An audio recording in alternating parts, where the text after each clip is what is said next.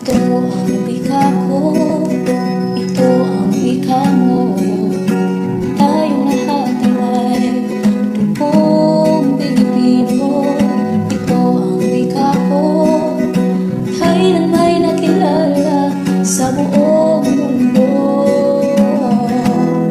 Ang wikang Pilipino.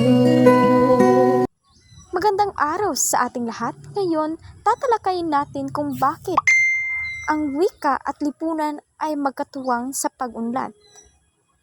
Pero bago natin sisimulan, ano ba ang mga wikang ginagamit ng mga mamamayang Pilipino?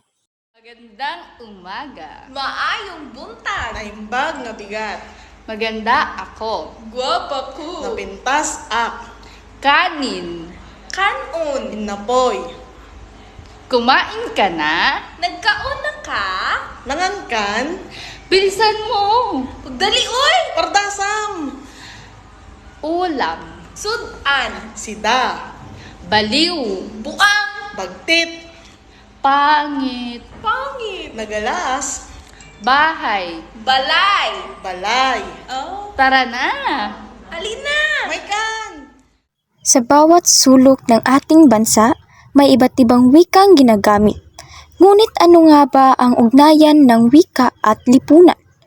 Bakit mahalagang pag-aralan ang sosyolinguistika? Alam naman natin ang wika ay hindi lamang daluyan ng komunikasyon.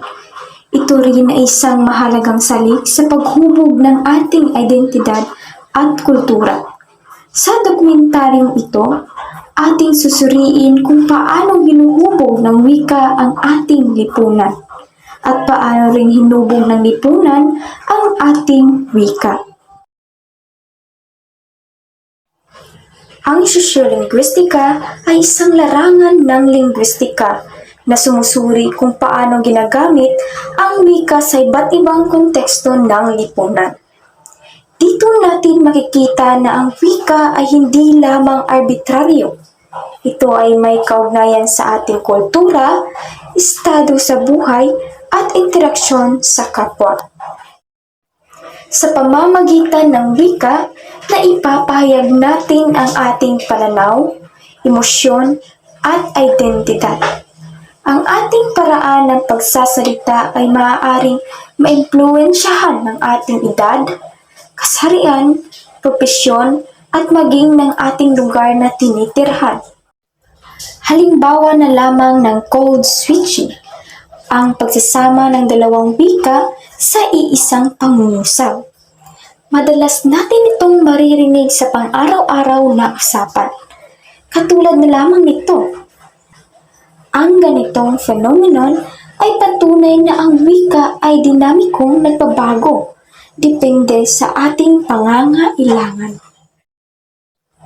Ngunit, hindi lang basta komunikasyon ang papel ng wika.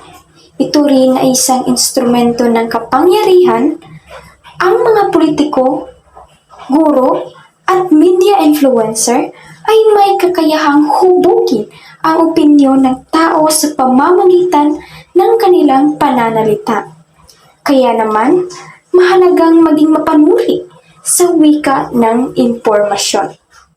Ang wika at lipunan ay magkaugnay at hindi maaaring paghiwalayin.